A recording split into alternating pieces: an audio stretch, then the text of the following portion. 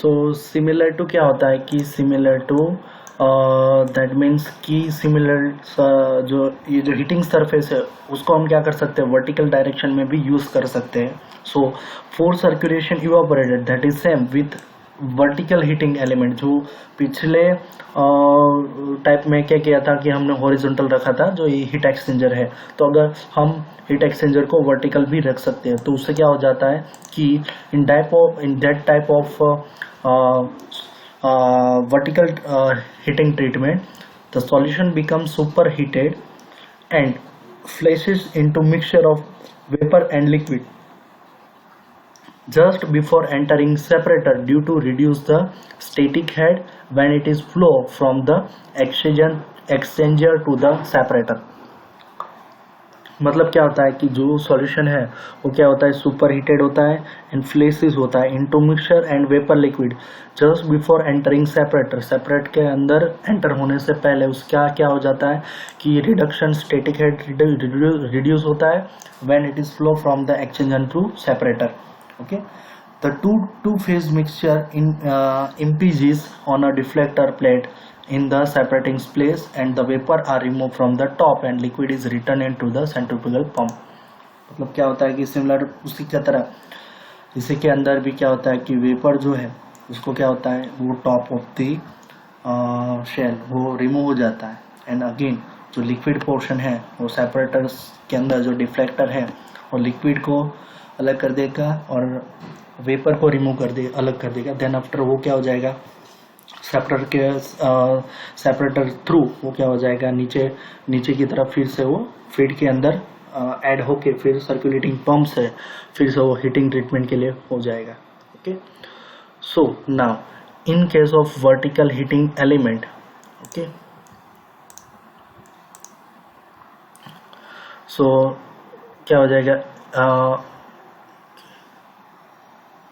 some part of the liquid solution leaving the separating space is withdrawn as a concentrated solution and makeup feed is continuously introduced at the pump inlet. मतलब जो हमारा जो liquor है, okay, जो उसमें से सम liquor है वो क्या हो जाएगा यहाँ से सेपरेट हो जाएगा.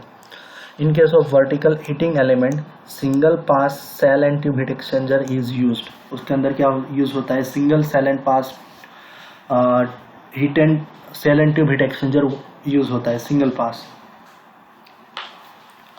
सम advantages of force circulation evaporators. Okay, so first high transfer coefficient are obtained even with viscous material. अगर हम फोर्स सर्कुलेशन इवापोरेटर के अंदर यूज करते हैं एक्सटर्नल हीटिंग तो वो क्या हो जाता है उसके अंदर हाई हीट ट्रांसफर कोएफिशिएंट मिलता है. अगर हम विस्कस लिक्विड भी यूज करें that means heavy viscous material तो भी, और उसका पॉजिटिव सर्कुलेशन मिलेगा and close control of flow. Control वो क्या हो जाएगा सर्कुलेटली उसको कंट्रोल करना आसान हो जाता है.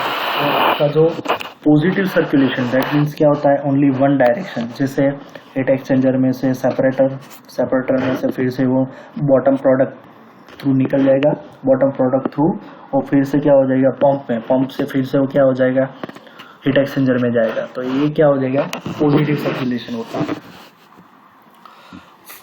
और ये जो फोर्स सर्कुलेशन है वो किस टाइप में होता है कि फॉर्म स्केल होता है और डिपोजिट सॉल्ट्स होते हैं.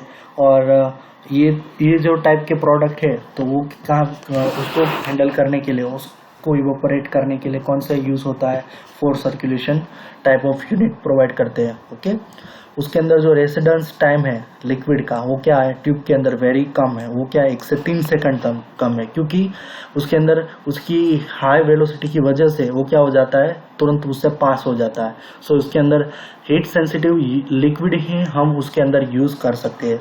उसके अंदर हम जो हीट सेंसिटिव मटेरियल नहीं है वो हम यूज नहीं कर सकते but as a small part के लिए. बट मेनली कहाँ पे होता है कि जो हीट सेंसिटिव लिक्विड है कैन बी हैंडल कर सकते हैं.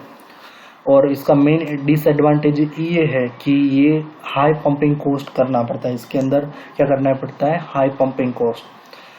और इसका यूज ये है the force circulation evaporator are used for the crystalline product like a viscous salting, scaling and corrosive and form forming solution. Okay, तो ये टाइप में इसका मेनली यूज होता है. Okay, multi force circulation evaporator. Okay, ना हमारा main जो part है वो क्या, सेकंड पार्ट है कि multiple effect evaporator. That is one of the best theory and lecture and also most important for the GTU exam. So multiple effect evaporator क्या होता है कि मल्टीपल इफेक्ट इवापोरेटर पहले से उसके पहले हम देख लेते हैं कि सिंगल इफेक्ट इवापोरेटर क्या है. मल्टी से पहले single effect evaporator. So single effect evaporator, single vapor evaporator is put into service and the vapor leaving the evaporator are condensed and discarded. The method is known as a single effect evaporation. जैसे कि हमने ऊपर की तरफ देखे तो उसमें क्या होता है कि जैसे ही हम फीड एंटर करते हैं तो एक तरफ से हमें क्या मिलता है, एक साइड हमें इवापोरेटर मिलता है और दूसरी तरफ हमें क्या मिलता है, लीकर मिलता है और जो हमारा प्रोडक्ट है वो मिलता है. तो ये सिंगल इवापोरेटर का ये ऑपरेशन हो जाता है. ओके, तो उसके अंदर क्या होता है कि vapour leaving, one type of vapour leaving at the evaporator are condensed. Okay, multi effect evaporator में क्या होता है कि जो वेपर है वो क्या हो जाता है, condensed and discarded mean discharge. This method is known as a single effect evaporator. Okay, the economy of single effect evaporator is always less than 1. जो उसकी इकोनॉमी है वो क्या होती है, always less than 1. Generally, for evaporation of 1 kg of water from a solution, 1 to 1.3 kg of steam is required. अगर हमें evaporation करना है 1 kg ऑफ वाटर का सॉल्यूशन में से, ओके, सॉल्यूशन में से 1 kg ऑफ वाटर को रिमूव करना है, देन उसके लिए हमें 1 से 1.3 kg ऑफ स्टीम का हमें ज़रूरत पड़ेगा. Okay, then after multiple effect evaporator क्या है, the method of increasing evaporated per kilogram of steam by using a series of evaporators between steam supply and condenser is known as a multiple effect evaporation. मतलब ये जो single effect evaporator है तो उसको हम कैसे करेंगे, ये जो सिंगल इफेक्ट इवापोरेटर को हम सीरीज में कनेक्ट करेंगे तो वो जो जैसे कि एक इवापोरेटर है उसके बाजू में हम क्या करेंगे, पहले तो उस फर्स्ट में जो फीड डालते हैं तो उसके अंदर क्या हो जाएगा कि जो वेपर है वो तो रिमूव हो जाएगा, बट जो रेसिड्यू है और रेसिड्यू को हम फिर से क्या करेंगे, उसको हीटिंग देंगे और फिर से हम क्या करेंगे, सेकंड इवापोरेटर में रखेंगे और सेकंड में से भी क्या होगा, जो वेपर है वो वेपर रिमूव हो जाएगा और रेसिड्यू नीचे से वो क्या करेंगे, उसको फिर से हीट करके थर्ड इवापोरेटर के अंदर डालेंगे. So that type of system को क्या कहेंगे, multiple effect evaporator. Okay, so method of increasing evaporation पर किलोग्राम ऑफ स्टीम.